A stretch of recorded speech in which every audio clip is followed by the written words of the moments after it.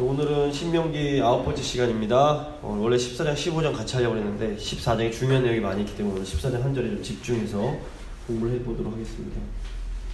늘 하는 것처럼 잠깐 복습을 하면 이제 이거 저희가 한 10번 이상 한 것 같은데 네. 출애굽을 이제 이쪽에 이집트가 여기 있고요. 곧 출애굽한 다음에 시내산에서 출애굽기 19장에 언약을 맺고 20장부터 23장까지 언약서라고 하는 율법을 받습니다. 그리고 5장부터 쭉 40장까지 성막을 지으라는 말씀을 받고 여기서 이제 성막을 1년 동안 짓고 그 기간에 이제 레위기 1장부터 27장까지 말씀을 받게 됩니다.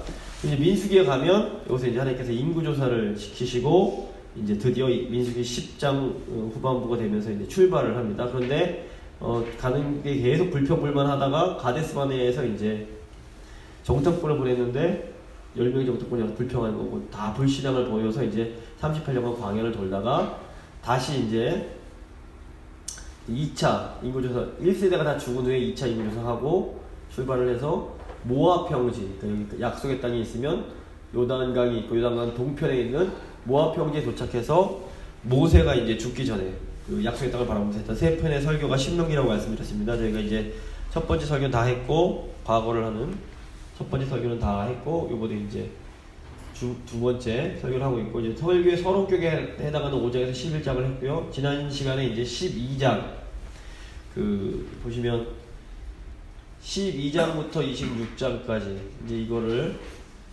제가 신명기 법전이라고 부른다고 했습니다. 그래서 모세경을 쫙 보면 율법이 이렇게 왕창 모여있는 그 부분이 있는데 그걸 저희가 율법군, 율법 뭉텅이 이렇게 볼 수 있는데 이게 이제 출애굽기에는 20장부터 23장까지 언약서, 그 다음에 레위기 17장부터 27장까지는 성결법전, 그리고 신명기 12장부터 26장까지는 신명기 법전이라고 부른다고 말씀드렸습니다. 그래서 12장부터 26장까지 계속 뭐뭐 해라, 뭐뭐 하지 말아라 율법으로 되어 있습니다. 근데 이 율법이 어떤 모양으로 되어 있냐면 10계명의 배열에 따라서 이렇게 되어 있는 걸 볼 수 있습니다. 그래서 12장부터 13장은 10계명 1, 2계명에 관련된 내용, 그 다음에 오늘 하게 된 14장은 3계명에 관련된 내용, 15장부터 16장, 17장까지는 4계명, 이런 식으로 쭉 이렇게 10계명과 관련되어 있는 배열에 따라서 되어 있고, 오늘은 그래서 14장인데 3계명, 너 내 하나님 여호와의 이름을 망령되이 일컫지 말라는 이 하나님의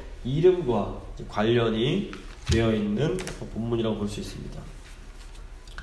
그래서 이제 제목을 거룩한 백성이라고 잡았는데 왜 하나님의 이름과 거룩한 백성이 연결이 되느냐? 제가 이름에 이제 고대 이스라엘은 이름에 굉장히 중요한 의미가 있다고 말씀드렸습니다. 하나님의 이름 너무나 소중한 이름이기 때문에 유대인들은 함부로 이름조차 부르지 못하고 여호와라는 이름을 저희가 쉽게 부르지만 유대인들은 여호와라는 이름이 너무 거룩한 이름이기 때문에 감히 부르지 못해서 그거를 이제 아도나이 주님이라고 바꿔서 불렀습니다. 그래서 근데 이제 이름에는 어떤 그 이름을 가진 존재의 정체성과 본질과 모든 능력과 다 포함이 되어 있었습니다. 그래서 하나님의 성품이 이름에 담겨 있는데 이름의 가장 중요한 하나의 성품이 뭐냐면 거룩이기 때문에 이제 하나님의 이름 망령되이 일컫지 않는 건 뭐냐면 그냥 말만 하나님 함부로 말하는 게 아니라 하나님 백성이 하나님의 이름에 걸맞게 살아가야 된다. 그러니까 거룩하게 살아가야 된다는 의미가 있습니다. 그래서 이제 오늘 14장은 거룩한 백성으로서 어떻게 살아야 하나님의 그 거룩한 이름에 누를 끼치지 않고 온전한 모습으로 살아갈 수 있는가, 그거에 대한 내용을 이제 율법의 내용이라고 볼 수 있습니다. 두 부분으로 크게 나눠질 수 있는데요. 오늘 본문은 14장 수직적 차원의 거룩이 있고 수평적 차원에 있습니다. 수직적 차원의 거룩은 하나님을 향해서 구별되는 겁니다. 하나님 백성으로서 하나님께 뭔가 세상 사람들과는 다른 어떤 삶을 살아야 되는 것이고, 또 수평적 차원의 거룩은 하나님의 백성으로서 무언가 세상 사람들과는 다르게 이웃을 대해야 된다는 겁니다. 먼저 이제 1절부터 21절까지는 하나님을 향한 거룩, 하나님을 향한 구별입니다. 저희가 이제 옛말에 자녀들이 잘못을 하면 부모 얼굴에 먹칠한다 이런 말씀을 이제 하곤 했습니다. 마찬가지로 언약 백성들은 하나님의 백성이자 하나님의 자녀들이기 때문에 언약 백성이 잘못된 행동을 하는 것은 하나님의 그 거룩한 이름을 손상시키는 거라고 볼 수 있습니다. 하나님의 명예를 더럽히는 겁니다. 이제 1절과 2절 보시면 저희가 함께 읽었는데, 애도할 때에, 그러니까 어떤 죽은 사람이 죽어서 애도할 일이 있거든. 그때 몸에 상처를 내거나 이 앞머리를 뭐 여기 밀지 말라고, 이제 입 눈썹을 미는 이제 이런 행동을, 앞머리를 밀거나 이제 이렇게 하지 말라고 그러는데, 이게 무슨 얘기냐면 당시 가나안 사람들은 죽은 사람을 애도할 때 몸을 이렇게 박박 긁어서 상처를 내거나 앞머리를 미는 풍습이 있었습니다. 근데 이 풍습이 당시 바알 숭배와 아주 깊은 관련이 있었습니다. 그래서 열왕기상 18장 보시면 엘리야 선지자와 바알 선지자가 대결하는 내용이 나옵니다. 이때 어떻게 합니까? 바알 선지자들이 불러도 안 들리게 자기 몸을 막 상처를 냅니다. 이게 연관이 됩니다. 그래서 바알은 어떤 신이냐면 폭풍과 다산의 신입니다. 폭풍이 왜 중요하냐면 폭풍이 와야 이제 비가 내리기 때문에. 그래서 비가 내려야 농사가 되고, 다산. 그래서 바알은 물질적 번영을 가져다 주는 신으로 알려져 있습니다. 그래서 하나님은 바알 숭배적인 이 가나안 문화를 따르지 말라라고 말씀하시는 겁니다. 이게 정말 중요한 건 뭐냐면, 왜 하나님이 가나안의 이 바알 숭배 문화를 따르지 말라라고 하시느냐는 건데, 그 이유가 1절에 나오는 너희는 너희 하나님 여호와의 자녀이니.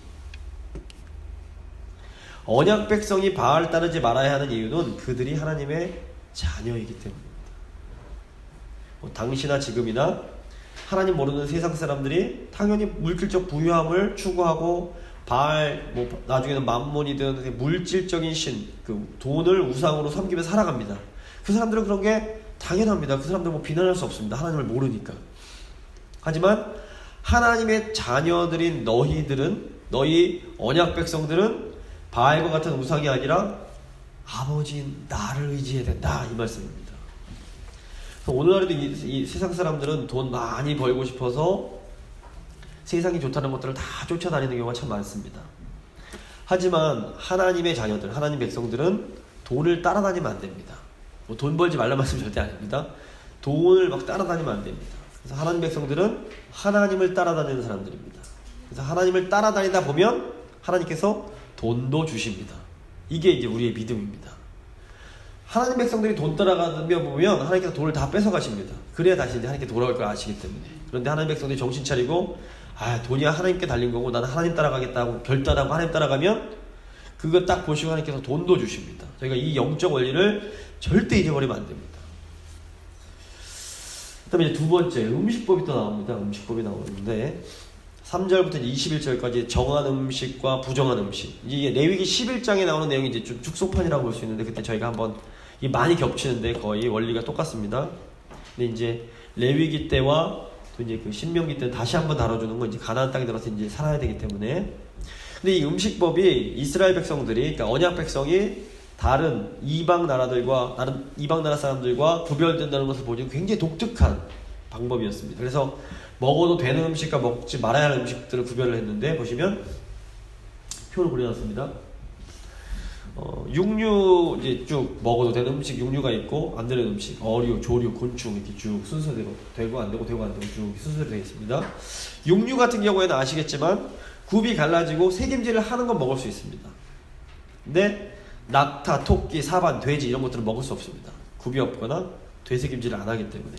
어류 같은 경우에는 지느러미와 비늘이 있는 것만 먹을 수 있습니다. 그래서 비늘 없고 지느러미 없는 낙지, 미꾸라지, 해삼, 멍게, 홍어 구약을 한번 드시면 안 됩니다. 공중동물, 그러니까 새들은 이제 그 22가지 못 먹는 새들이 나오는데, 공통점이 뭐냐면 짐승의 사체를 찢어 먹거나 피를 내서 먹는 것들, 썩은 시체를 먹는 새들은 먹을 수 없었습니다. 곤충은 전반적으로 이게 혐오할 만한 게 그런 모양이 있는 거죠. 다리가 있어서 뛰는 메뚜기 같은 건 먹어도 되지만 징그럽고 이런 것은 먹으면 안 됐습니다. 그래서 제가 이제 레위기 때 하는데 복습 차원에서 다시 한번 말씀드리겠습니다. 그럼 어떤 게 깨끗하고 어떤 게 더러운가? 이 기준이 뭔가? 정함과 부정함을 나누는 기준이 뭘까? 과거 학자들이 굉장히 많은 연구를 했는데 위생과 건강과 관련돼 있을 것이다 라고 이제 과거에 생각을 많이 했습니다. 그래서 더럽고 건강을 해치는 동물은 하나님께서 먹지 말라고 하실 것이다 생각했는데, 현재는 이런 주장을 하는 학자들이 한 명도 없습니다. 무엇보다 고대 이스라엘 사람들이 정말 더럽고 비위생적인 것을 부정하다고 말하지 않았습니다. 그래서 사실 딱 생각했을 때 제일 더러운 게 뭡니까? 배설물이 더럽지 않습니까? 그런데 성경에서 배설물은 구약 율법에서 부정한 것으로 말하지 않습니다. 당시에도 사실 또 너무 많은 질병들이 있었습니다. 그런데 유독 그 많은 질병 중에서 문둥병만 그렇게 부정한 것으로 말을 합니다. 그래서 또 성경에서 금지한 음식들을 보면 다 해로운 음식이 아닙니다. 몸에 좋은 음식들도 있는데 이렇게, 그리고 오히려 당시 있던 독초들은 부정한 음식으로 또 말하지 않습니다. 그래서 건강과는 상관이 없구나. 그래서 현재 가장 유력한 이론이 뭐냐면 이 정결과 부정의 기준은 온전함, 순전함과 생명과 죽음이라는 겁니다.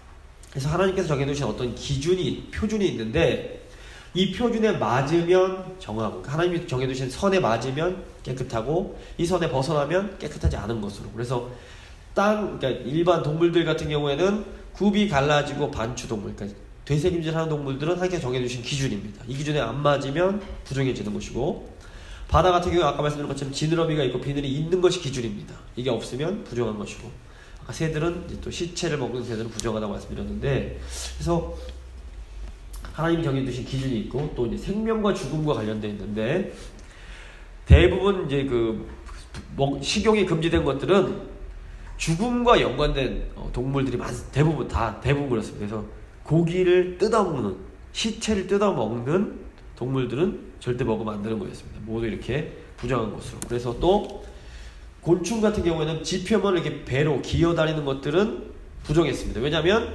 이 땅에는 죽음의 잔해들이 남아있기 때문에, 그 잔해가 접촉을 했기 때문에 부정하다고 본 것입니다. 그래서 이걸 통해서 저희가 이제 오늘날 똑같이 못 지키기 원리가 뭐냐? 원리는 두 가지를 알 수 있는데, 기준이 있다는 겁니다. 하나님께서 정해두신 기준. 그래서 하나님 백성은 거룩하신 하나님께서 정해두신 구별된 기준을 지켜야 된다는 겁니다. 이게 오늘날은 구약을 그대로 지키는 것이 아니라 하나님께서 정해주신 기준을 지켜서 사는 것, 하나님 말씀에 따라서 사는 것이 정결한 것이고 말씀 어기는 것이 부정한 것이다. 두 번째, 하나님의 백성은 죽음이 아니라 생명을 추구하며 살아가야 한다. 그래서 예수님께서 이 땅에 오셨을 때 내가 온 것은 너희로 생명을 얻게 하고 더 풍성히 얻게 하기 위함이다 라고 말씀을 해주셨습니다. 그래서 두 가지 기준입니다. 이 구약을 오늘 이제 우리에게 정령을 다 하나님이 정해주신 그 표준, 하나님이 나에게 주신 그 기준에 따라서 이제 살아가야겠구나, 생명을 추구하며 살아가야겠구나, 이제 이거 기억하셔야 됩니다. 이 음식법이 왜 중요하냐면, 이 음식법이 하나님 백성들을 하나님 모르는 이방 백성들과 이렇게 구별시켜주는 굉장히 중요한 표지가 되었기 때문입니다. 그래서 언약 백성은 뭔가 달라도 달라야 된다는 겁니다. 하나님 믿는 백성들은 뭔가 하나님 안 믿는 사람들과 달라야 된다는 겁니다. 근데 이제 예수님이 이제 오시고 또 이제 베드로에 의해서 사도행전 보면 이 정결과 부정, 구약의 정결과 부정에 대한 그 구별은 이제 사라져 버립니다. 그래서 베드로가 거부하는데 강력하게, 제가 이거 태어나서 이런 거 이 부정을 먹어본 적이 없는데, 그랬더니 주께서 거룩하다 하신 것을 너희가 부정하다 하지 말아라 말씀해 주셨는데, 그래서 이제 신약 시대가 되면서 이 율법, 구약 율법과 관련된 유대인과 이방인의 구분은 완전히 사라져 버렸습니다. 그럼 이제는 뭐가 구별의 지표인가? 이제 이게 중요합니다. 여전히 구별은 존재합니다. 근데 눈에 보이는 먹을 거나 뭐 입을 거나 이런 걸로 이제 하지 않습니다. 유대인들은 보니까, 한국에는 유대인들이 별로 없는데 여기 보시니까 여기 보니까 막 유대인 특별히 모자 쓰고 다니고 구렛나루 기르고 머리 기르고 막 자기들이 더워 죽겠는데 이렇게 두꺼운 옷 입고 막 이렇게 막 다니는 걸 봤습니다. 이게 왜 이러냐면, 독특하게 이제 구약 시대 걸 똑같이 못 지키니까 우리는 유대인의 정체성을 드러내겠다는 겁니다. 우린 다르다. 우린 너희와 다르다. 이방인 너희와 우린 다르다를, 구별됨을 보여주고 싶은 겁니다. 우린 거룩하다를 보여주고 싶은 겁니다. 근데 오늘 이제 이 사람들은 이제 그런 방식으로 표현하는데, 새 언약 백성인 그리스도인은 도대체 무엇으로 우리의 거룩함과 이 구별을 드러낼 수 있을까요? 종교개혁 시대에 이제 그 종교개혁자들이 새 언약 백성인 교회, 즉 그리스도인들의 세 가지 표지를 말해줍니다. 그게 뭐냐면 말씀, 성례, 칠입니다. 생뚱맞게 이게 뭐지? 이러실 수 있는데,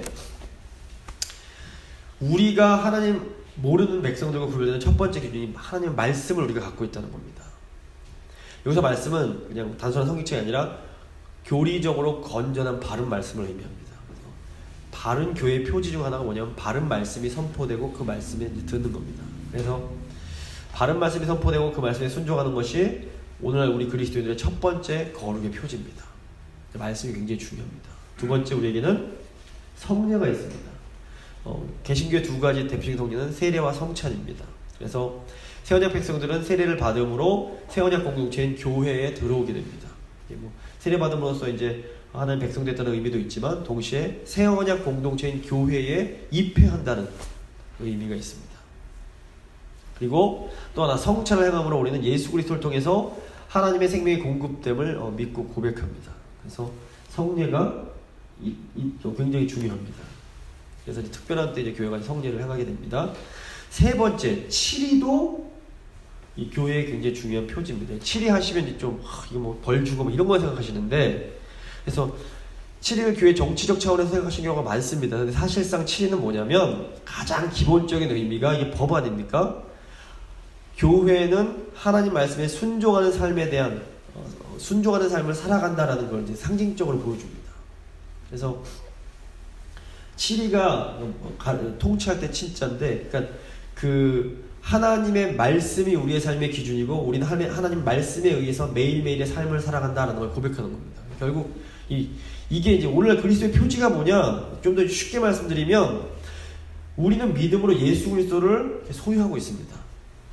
그리고 말씀에 순종함으로 예수 그리스도를 따르는 삶을 살아가고 있습니다.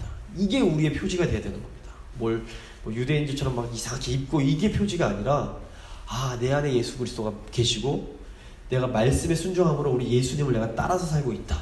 이게 우리의 가장 강력한 표지입니다. 그게 티가 나야 됩니다. 저 사람은 진짜 예수 얘기 맞구나. 이런 티가 어딜 봐도 나야 됩니다. 내가 예수 얘기를 한마디도 안 해도 저 사람 뭔가 다른데 되게 정직하고 되게 겸손하고 정말 온유하고 정말 훌륭하다. 물론 인간이 완전할 수 없지만 그래도 역시 예수 믿는 사람 다르구나. 주위로부터 이런 말들을 들을 수 있어야 이게 우리가 진짜 제대로 표지를 드러내는 겁니다. 옷 같은 거 안 입어도, 성경책 커다란 거 안 들고 다녀도 그런 정말 우리 삶으로 드러낼 수 있어야 됩니다. 그래서 내가 예수님을 내 마음에 모시고 있고 말씀에 순종하며 예수님처럼 살아가고 있는가, 이것이 가장 중요한 우리의 표지가 되어야 된다는 것. 이 세 가지 말씀 성경 치리가 상징하는 게 바로 그겁니다. 교회 공동체로 들어와서 도대체 넌 뭐가 다르냐. 그러니까 일요일날 교회만 꼬박꼬박 나뉘는 거 왜 세상 나가면 세상 사람들이랑 똑같으면 그거는 그리스도인의 표지를 드러내지 못하는 겁니다. 잘못된 겁니다. 하나님은 어떻게 보실지 모르지만 한테 잘못된 겁니다. 이게 수평적 차원, 수직적 차원에서 우리가 그럼 오늘날 하나님 앞에서 거룩한 삶은 뭐냐? 예수님을 마음에 모시고 믿음으로 예수님 순종하는 삶이다. 이게 제일 중요합니다. 다음에 수평적 차원 가보겠습니다. 이제 이게 중요한 내용이 많은데 22절부터 29절입니다. 보시면 무슨 내용이냐면 11조에 대한 내용입니다. 11조는 사실상 그 이스라엘 백성들이 하나님께 드리는 수많은 제사와 헌물들 중에 하나였습니다.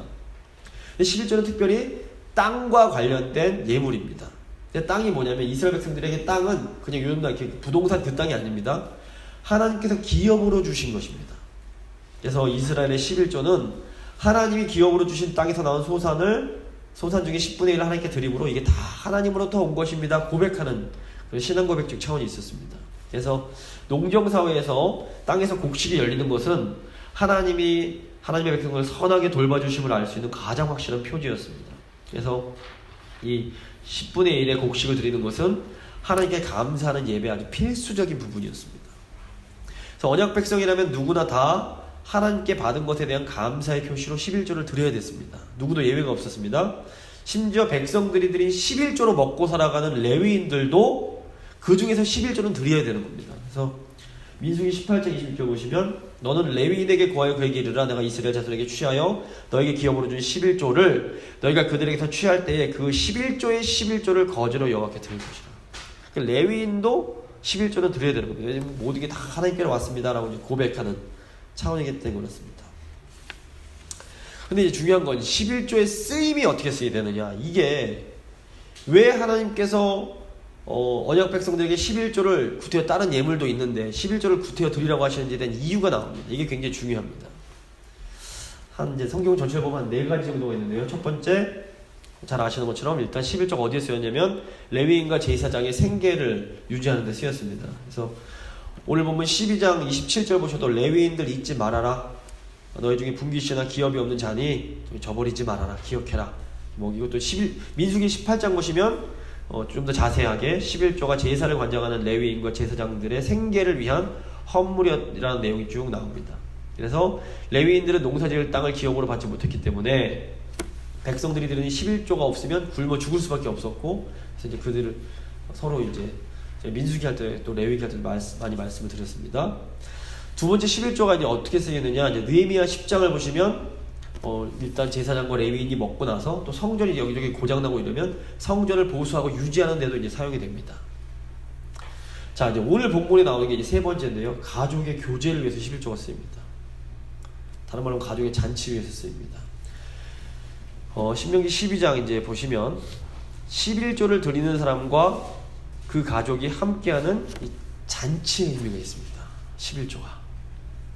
그래서 11조 아까 말씀드린 것처럼 우선 하나님께 받은 것에 대한 감사의 표시였습니다. 근데 이제 하나님께 이렇게 감사로 드린 11조가 어떻게 사용되냐면 하나님이 야, 이거 너희가 나눠 먹어 이렇게 하십니다. 23절 보시면 내 하나님 22절부터 여기 제가 적어놓지 않았는데 너는 마땅히 매년 토지소산의 11조를 드릴 것이며, 그 다음에 23절입니다. 내 하나님 여호와 앞 곧 여호와께서 그의 이름을 두시려고 택하신 곳에서 내 곡식과 포도주와 기름의 11조를 먹으며 또 내 소와 양의 처음 난 것을 먹고 내 하나님 여호와 경외하기를 항상 배울 것이니라. 그러니까 하나님께 드렸지만 하나님이 뭐 곡식 드시는 것도 아니고 고기 드시는 거 아니지 않습니까? 그냥 거제는 이렇게 올려드리는 겁니다. 하나님 받아주십시오. 그 다음에 어떻게 합니까? 드린 사람이 나눠 먹는 겁니다. 그러면서 뭐 해야 되느냐? 하나님 경외하기를 배우는 겁니다. 항상 배우는 겁니다. 이게 이제 하나님의 방식입니다. 하나님은 우리에게 우리의 물질과 시간과 정성을 나에게 드려라 말씀하십니다. 그런데 하나님은 하나님께 우리가 드린 것을 다시 우리에게 어떻게 하십니까? 돌려주시면서 우리가 그것을 즐기게 하십니다. 어차피 다시 돌려주실 것이면서 왜 다시 하나님한테 왜 드리라고 그럴까요? 이렇게 하나님께 드리는 과정을 통해서 하나님 경외함을 배우게 하시는 겁니다. 그러니까 보시면 다 하나님 건데 하나님이 뭐가 부족해서 우리에게 달라고 하시는 게 아닙니다. 세상의 모든 좋은 것들, 건강과 부귀와 모든 좋은 관계, 모든 좋은 것들은 다 하나님으로부터 오는 겁니다. 그러니까 하나님이 우리 거를 치사하게 탐내는 분이 아닙니다. 그래서 뭐 돈 많이 거좀 복 받는데 좀 하나님을 오해하는 겁니다. 하나님이 우리에게 원하시는 건 뭐냐면 우리가 하나님께 받은 것을 다시 하나님께 드림으로써 하나님 경외하기를 배우라는 겁니다. 하나님 경외하기 배우는 게 굉장히 중요합니다. 이게 지혜와 모든 삶의 가장 기초가 되기 때문에 그렇습니다. 하나님은 심지어 하나님께 이제 11조 드리는 사람이 택하신 거, 이제 뭐 성전이라든가 성막 하나님께 택하신 예배 장소보다 너무 멀리 살면 11조 곡식 들고 오기 너무 힘드니까 그 지역에서 팔아서 돈으로 바꿔서 택하신 곳 근처에 가서 어떻게 하라고 그러냐면 네 먹고 싶은 거 다 사 이러십니다. 제가 드리는 말씀이 아니라 성경 말씀입니다. 24절부터 26절입니다. 그러나 내 하나님 여호와께서 자기의 이름을 두시려고 택하신 곳이 내게서 너무 멀고 행로가 어려워서 내 하나님 여호와께서 그 풍부히 주신 것을 가지고 갈 수가 없거든. 그것을 돈으로 받고 그 돈을 싸가지고 내 하나님 여호와께서 택하신 곳으로 가서 26절입니다. 내 마음에 원하는 것을 그 돈으로 사되 소나 양이나 포도주나 독주 등 내 마음에 원하는 모든 것을 구하고 거기 내 하나님 여호와 앞에서 너와 내 권속이 함께 먹고 즐거워할 것이며. 보십시오. 11조를 드리는 사람은 소, 양 같은 고기뿐 아니라 포도주, 심지어 독주까지도, 요즘으로 하면 독한 술입니다. 보시면 독주가 히브리어로 쉐카르라고 하는데요. 이게 이제 대추아자라든가 또는 다른 과일이나 곡류를 발효해서 만든 음료로 오늘날로 치면 뭐 과일주라든가 막걸리와 비슷한 술 종류였습니다. 성경으로 보시면 그래서 이제 성경별로 fermented, 이게 발효된 음료 또는 독한 음료 또는 우리말로 맥주라고 번역할 때는 비어라고도 번역하는 성경이 있습니다. 술을 사라는 겁니다. 이게 그래서 이게 우리도 오늘 술 마셔도 되겠네 이렇게 하시면 이게 또 굉장히 위험한 해석입니다. 그게 아니라 그만큼 이게 뭐냐면 여기서 이제 성경에서는 술에 대해서 두 가지 얘기하는데 하나는 하나님께서 주신 축복의 상징입니다. 또 하나는 술이 이제 방탕하게 만드는 부정적인 것, 두 개가 다 있습니다. 그래서 여기서 이제 의미하는 건 즐겁게 가족끼리 먹고 마실 수 있는 맛있는 고기와 맛있는 음료. 당신은 뭐 요즘처럼 콜라가 파는 게 아니기 때문에 고기 먹을 때 그런 음료로서 먹으라는 겁니다. 그래서 하나님은 이렇게 맛있는 음식, 너희가 좋아하는 맛있는 음식 사서 하나님께 이렇게 드리고 거저를 올려드린 다음에 하나님, 제가 하나님 앞에 왔습니다. 그 다음에 어떻게 합니까? 너희끼리 가족과 함께 맛있게 먹고 즐거워하라고 하십니다. 이것이 언약 백성을 향한 하나님 아버지의 마음입니다. 그러니까 하나님은 하나님 백성들이 하나님 앞으로 와서 감사하는 마음으로 하나님께 드리고 또 하나님께서 주신 것들을 먹고 즐거워하기를 원하십니다. 오늘날 예배와 헌금의 원리도 이거랑 똑같습니다. 이 정신은 똑같습니다. 우리가 뭐 예배 안 드리고 뭐 하나님한테 뭐 헌금 안 드린다고 하나님께 어떤 일이 일어나지 않습니다. 하나님 다 하나님 건데 눈 하나 깜짝 뭐 전혀 지장이 없습니다. 이게 드리라고 하시는 건 뭐냐면 우리를 위해서 드리라고 하시는 겁니다. 우리가 하나님께 예배 안 드리고 하나님께 물질 안 드리면 우리가 하나님 경외할 줄을 배울 수가 없습니다. 경외하는 법을. 그리고 하나님 앞에서 즐거워하는 법도 배울 수가 없습니다. 근데 이 하나님 경외하는 법 모르고 하나님 앞에서 즐거워하는 법 모르면 그 인생은 행복한 인생이 될 수가 없는 겁니다. 그래서 하나님의 백성인데 하나님 경외할 줄도 모르고 하나님 앞에서 즐거워할 줄도 모르면 그 인생처럼 비참하고 불쌍하고 억울한 인생이 없습니다. 그래서 그러니까 하나님이 우리에게 뭘 해라라고 시키신 것은 우리를 너무 사랑하시고 우리에게 정말 복 주시고 우리에게 정말 만족과 안식을 주시기 위해서 시키시는 거지 뭘 하나님이 더 받으시려고 딱 하나도 없습니다. 이걸 절대 오해해서는 안 됩니다. 기쁜 마음으로 드리면 하나님이 더 주십니다. 우리가 이 원리를 믿음으로 붙잡고 기쁨으로 드리고 또 더 받고 또 함께 나누고 이겁니다. 또 이제 보시면 28절 29절 약자 11조가 약자를 보호하는 또 쓰입니다. 11조 이제 또 다른 용도인데요. 28절 29절 말씀입니다. 매 3년 끝에 3년마다 드린 또 11조가 있었습니다. 매 3년 끝에 그의 소산의 10분의 1을 다 내어 내 성읍에 저축하여 너희 중에 분깃이나 기업이 없는 레위인과 내 성중에 거류하는 객과 및 고아와 과부들이 와서 먹고 배부르게 하라. 그리하면 내 하나님 여호와께서 내 손으로 하는 범사에 내게 복을 주시리라. 이 11조는 3년에 한 번씩 드려서 갖고 가는 게 아니라 자기 마을 성읍에 비축해두는 11조입니다. 이 11조 누굴 위해서 쓰는 거냐면 당시에 가장 취약층이던 객과 고아와 과부들을 구제하는 데 사용됐습니다. 당시에는 나그네, 고아, 과부들은 레위인과 더불어서 공동체가 도와주지 않으면 말 그대로 굶어 죽을 수밖에 없는 아주 사회적 최약자들이었습니다. 근데 하나님께서 늘 보시면 이런 약자들의 관심이 너무 많으십니다. 그래서 구약을 보면 이런 약자들을 도우면 하나님께서 내가 복 줄게 라는 약속을 아주 많이 하십니다. 그래서 은밀히 이렇게 약자들을 도와주시면 하나님께 반드시 이렇게 보상을 해주십니다. 결국 이제 저희가 이걸 쭉 봤을 때 뭘 할 수 있냐면 하나님이 언약 백성에게 어떤 11조라든가 헌금을 요구하시는 것은 언약 백성들의 유익을 위한 거라는 걸 저희가 알 수 있습니다. 이 율법의 원리를 잘 기억하셔야 됩니다. 그렇지 않으면 무슨 11조가 세상 복을 받는 어떤 기복의 원리라고 생각을 한 경우가 많습니다. 저는 어릴 때 그렇게 막 배우고 1원 한 장 틀리지 않게 딱 계산해서 내야지 뭐 하나님께서 주신다고 막 이렇게 배웠는데 말라기 말씀을 완전히 오해하는 겁니다. 그래서 이미 이게 뭐냐면 11조를 잘해서 복을 받는 것이 아니라 이미 하나님 복받은 하나님 백성들만 11조를 드릴 수 있는 겁니다. 이게 오해하시면 안 됩니다.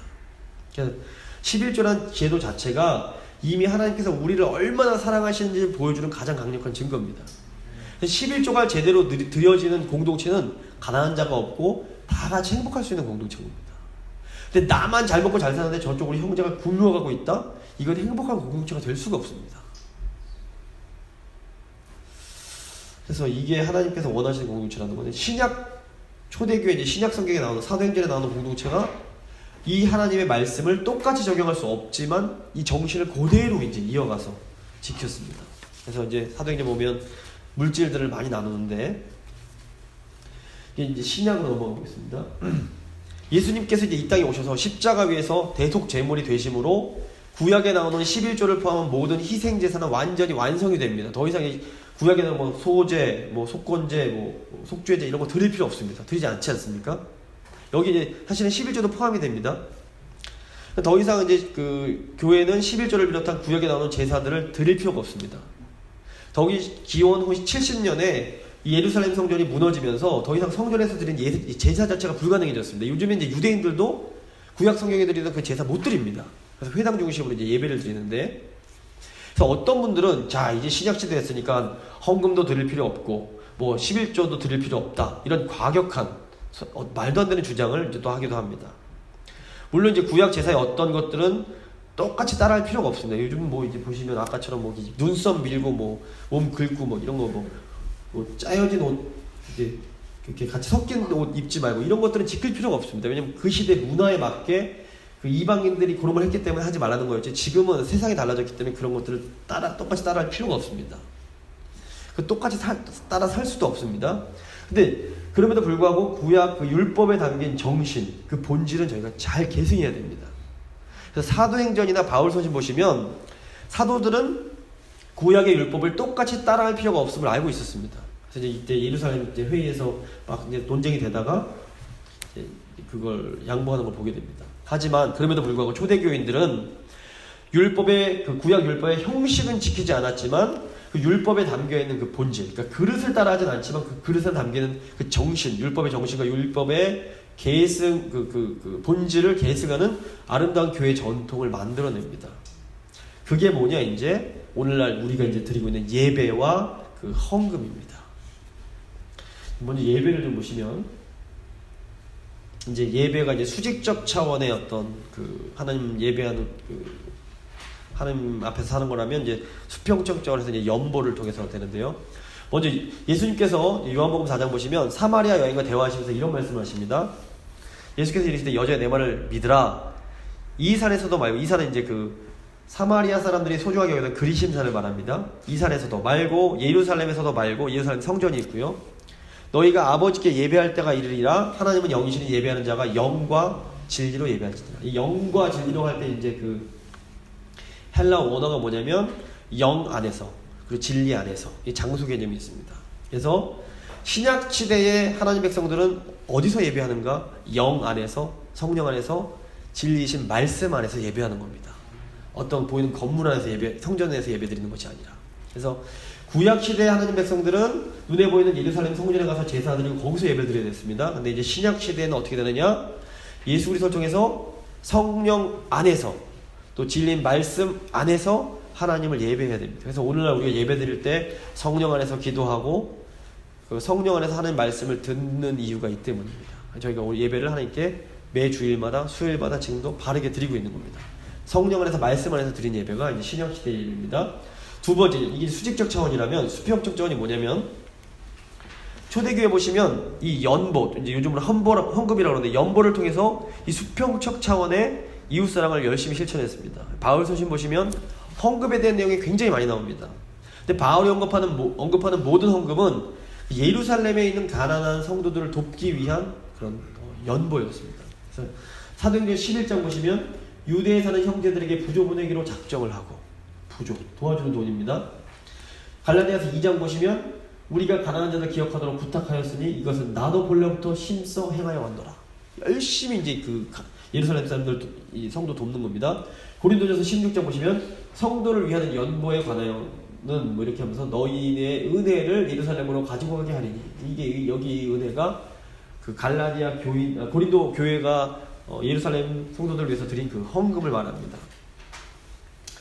또 로마서 15장에도 이 연보에 대한 내용이 나옵니다. 그래서 내가 성도를 섬기는 일로 예루살렘에 가노니, 이게 뭐냐면 이방 교회에서 거둔 헌금 가지고 이거 이제 도와주러 가겠다는 겁니다. 그래서 마게도냐 아가야 사람들이 예루살렘 성도 중 가난한 자들을 위해 기쁘게 얼마를 연보하였습니다. 사도행전 24장 보셔도 이제 실제 이제 이걸 들고 내가 내 민족을 구제할 것과 재물을 가지고 와서 이렇게 이제 헌금을 성경에 다녀서 뭐 했냐면 사도 바울이 헌금 걷어서 이제 다시 갖다 준 겁니다. 이 여러 가지 이제 신학적인 의미가 있는데, 자, 왜 이방적인 교회들이 예루살렘의 교인들을 물질로 도왔을까요? 이 교회 공동체는 베드로전서 2장 9절에 보시면 왕 같은 제사장이요 거룩한 나라입니다. 그러니까 이 사람들이 알았던 겁니다. 아, 이제는 교회가 거룩한 나라, 왕과 그 거룩한 백성, 제사장 나라라는 걸 알았습니다.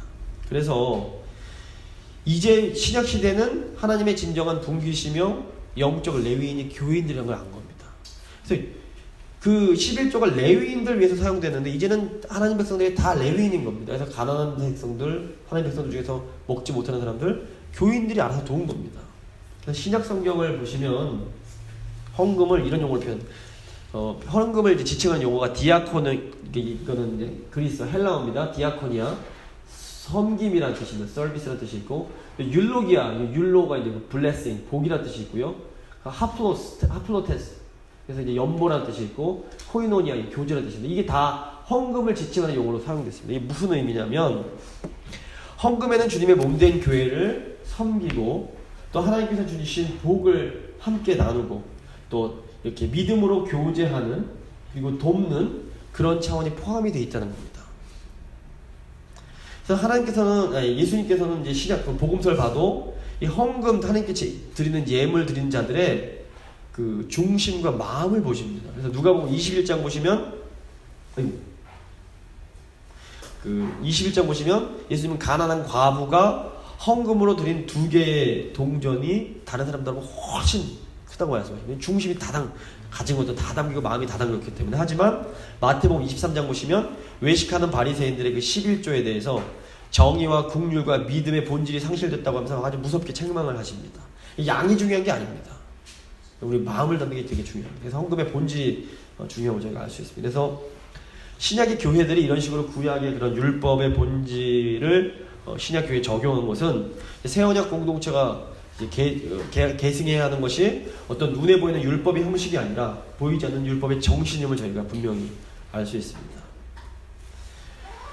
자, 그래서 이제 보시면 수직적 차원의 예배의 핵심은 어떤 외적인 장소나 어떤 의식이 아니라 성령 안에서, 말씀 안에서 드린 예배라는 것, 이게 이제 중요하고요. 수평적 차원에서 11조와 헌금의 본질은 하나님과 언약 맺은 예배 공동체가 함께 안식을 누리는 것임을 저희가 알 수 있습니다. 그래서 우리의 넉넉함으로 다른 사람들 부족함을 채우고, 이것이 모든 공동체가 하나님 안에서 안식을 함께 누리는 그런 그걸 통해서 하나님께 주시는 그런 샬롬, 참된 그 평안과 참된 안식과 참된 기쁨을 누릴 수 있는 것을 저희가 알 수 있습니다. 자, 오늘 말씀을 마무리 짓겠습니다. 제가 이제 아까 말씀드렸는데, 어떻게 이렇게 수직적이고 또 이렇게 수평적 차원의 거룩이 하나님의 이름과 관련이 있습니까? 하나님의 이름은 곧 하나님의 거룩하심을 의미하는데, 레위기 보시면 하나님은 하나님 백성들에게 내가 거룩하니 너희도 거룩해라 라고 말씀하십니다. 그래서 거룩한 백성들이 하나님의 거룩하심을 드러내면서 살 때 하나님의 이름이 더럽혀지지 않는 겁니다. 그러니까 오늘날 그리스도인들이 예수 믿는다고 막 말하고 다니면서 삶은 비윤리적이고 엉망진창으로 살면 하나님의 이름에 정말 똥칠하는 것이고, 정말 우리가 정말 예수님 믿는 자들로서 우리가 만약에 예수님을 채워서 예수님이 가신 그런 그 길들을 따라서 살면 그것이 하나님의 이름을 거룩하게 해드리는 겁니다.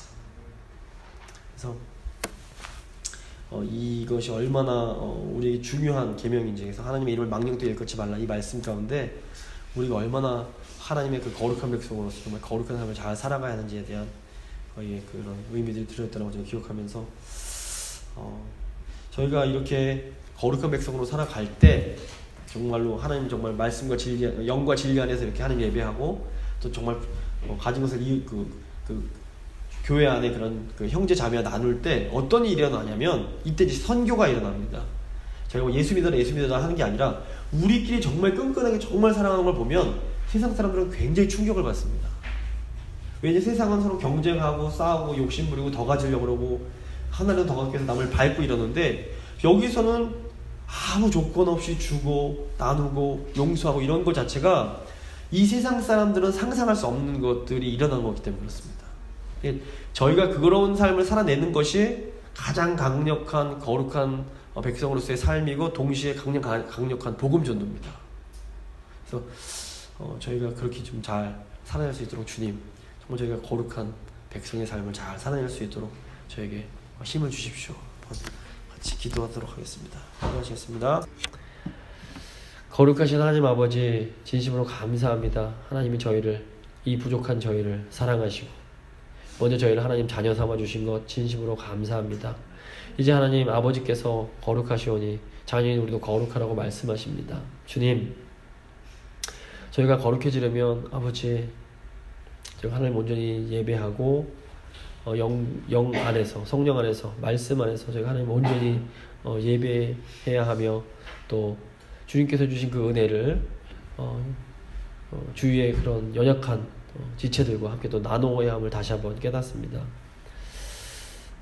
하나님, 이것이 하나님께서 저에게 어떤 걸 요구하시는 것이 저희를 힘들게 하거나 저에게 어떤 걸 정말 받고 싶으셔서가 아니라 도리어 저에게 더 많이 주시고 저에게 더 큰 기쁨과 안식과 참된 행복을 주시기 위함을 제가 다시 한번 기억합니다.